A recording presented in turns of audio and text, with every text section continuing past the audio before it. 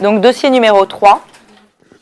Donc question 1, on retrouve une pancytopénie, parce qu'à la NFS, on a une anémie qui est normochrome et arégénérative. On a une leucopénie avec une neutropénie et une thrombopénie. Ok. Alors la question c'était les examens. Donc un myélogramme en urgence. J'avais fait un fond d'œil, un groupe Rhésus-RAI, TPTCA fibrinogène, un frottis et j'avais refait une NUM. Je ne sais pas très bien pourquoi, mais voilà. Et des LDH aussi. Alors vas-y, répète, juste. Myélogramme, Ouais. fond d'œil, groupe Rhésus-RAI, TPTCA fibrinogène, frottis et LDH. Ok. Le fond d'œil. Le fond d'œil parce qu'il a une thrombopénie. Je pense, ouais, 52 000. Du coup, voilà, je l'avais oublié la dernière fois, donc je l'ai mis. On le fait globalement dans les PTI, donc les purpura thrombopéniques immunologiques, qui sont très, très, très profonds, les malades qui ont 3-4 000 plaquettes, parce qu'on sait que le fond d'œil est corrélé au risque hémorragique. Globalement, quelqu'un qui a 50 000 plaquettes, il a un risque hémorragique spontané qui n'est pas majeur. Tu peux le faire, mais l'intérêt dans le PTI, c'est en gros, est-ce qu'il faut que je mette des immunoglobulines à ce malade pour qu'il remonte très vite ses plaquettes? Est-ce qu'éventuellement, il faut... Oui, enfin la présence de Cordoer va nous faire évoquer une lame et oui, il faut faire un myélogramme puisque ça va nous permettre notamment de faire le cariotype, un but pronostique et thérapeutique. Ok. Donc, le diagnostic de leucémie aiguë, ça se fait sur la moelle, donc il faut faire une moelle. Ça permet effectivement ensuite de préciser le type de leucémie aiguë selon les classifications que vous pouvez connaître, mais je ne suis pas sûre qu'on vous les demandera. Et effectivement, alors de faire un immunophénotypage parce que ça permet de suivre éventuellement la maladie résiduelle quand les blastes expriment des marqueurs anormaux. Une fois que les patients sont en rémission, éventuellement on peut suivre le pourcentage beaucoup plus précisément qu'à l'œil nu avec le phénotypage. Parfois, il y a des patients qui ont des leucémies aiguës dites indifférenciées, c'est-à-dire qui n'expriment aucun marqueur qui permettent morphologiquement, quand on regarde les blastes, de dire si c'est lymphoïde ou myéloïde. Ça permet de caractériser mieux s'ils expriment des marqueurs myéloïdes ou lymphoïdes, l'aligner et d'orienter le traitement parce que le traitement n'est pas le même. Ça permet effectivement de faire un cariotype et éventuellement un fiche, systématiquement quasiment un fiche, pour rechercher certaines anomalies qui ont un impact vraiment pronostique, voire éventuellement thérapeutique dans le cadre de la leucémie aiguë promyélocytaire. Et ça permet de rechercher des réarrangements des IGH dans les leucémies aiguës lymphoïde B, du TCR dans les LALT et de certains remaniements qui sont associés à certaines leucémies aiguës, et là aussi ça a une valeur pronostique et ça permet de suivre la maladie résiduelle, donc c'est important, et c'est important de faire les trois. Voilà, la maladie résiduelle c'est des choses que vous n'avez pas besoin de connaître précisément, mais il faut savoir que ça permet de suivre les malades de façon beaucoup plus précise une fois qu'ils sont en rémission, et de voir réapparaître des maladies éventuellement beaucoup plus précocement alors qu'elles sont détectables que par biologie moléculaire, et éventuellement de retraiter les gens de façon plus précoce et de faire des traitements de rattrapage plus adaptés dans des conditions meilleures. J'ai une question juste, est-ce qu'on doit plutôt utiliser la classification OMS ou FAB? Ou FAB, prenez la classification OMS. OMS. Oui, parce qu'elle inclut les quelques transcrits qui sont importants. Alors vous n'avez pas besoin de les connaître tous, je pense. Globalement, il faut que vous connaissiez PML RAR alpha, la translocation 15-17, parce que c'est quand même un modèle de traitement adapté, traitement quasiment étiologique, en gros, avec l'ATRA, et que c'est une des meilleures réussites parce qu'on soigne quand même beaucoup plus de patients, on guérit plus de patients que dans les autres types de leucémie. Il faut connaître Becerra-Belson pour la même raison, parce qu'il y a un médicament, ça aboutit au développement du Glivec et qu'on sauve des patients, ce qui n'était pas le cas avant, puisqu'on devait leur faire des allogreffes de moelle pour les traiter. Et voilà, il faut connaître cela. Connaître tous les transcrits, non, il faut connaître ceux qui... la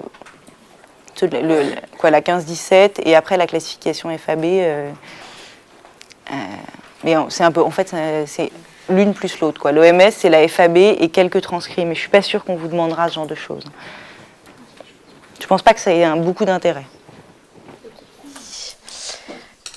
Donc les complications, ça va être celle de l'insuffisance médulaire, donc les complications hémorragiques qui compliquent la thrombopénie, les infections surtout à pyogènes qui compliquent la neutropénie.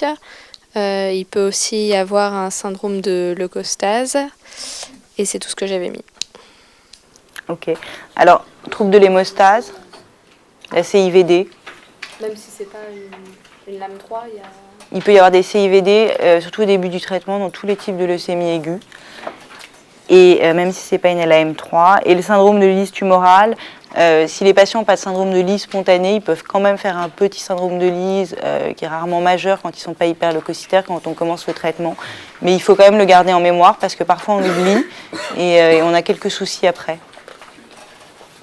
À quoi est due la CIVD ? Je vais y arriver.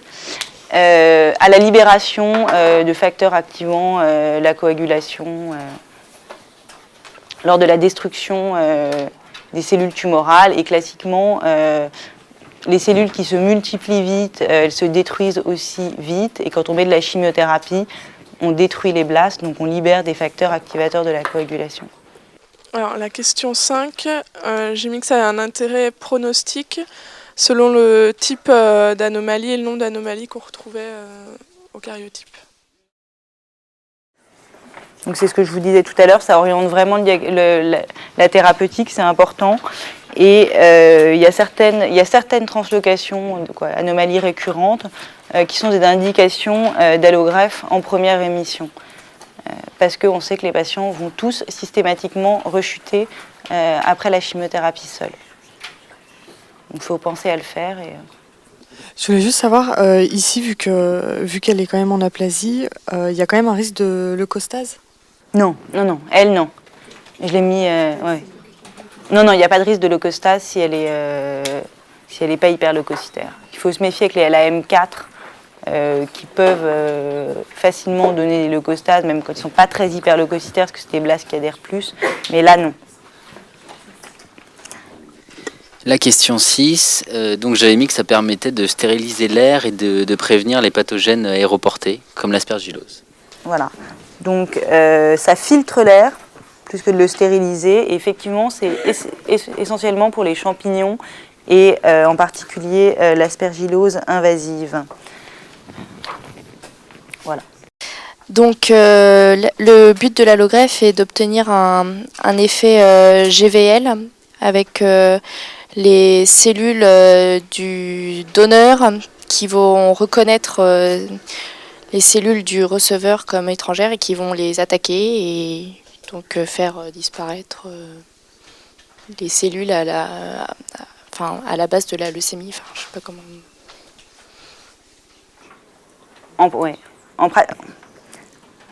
En pratique, donc, la greffe de moelle, il y a deux types de greffe de moelle.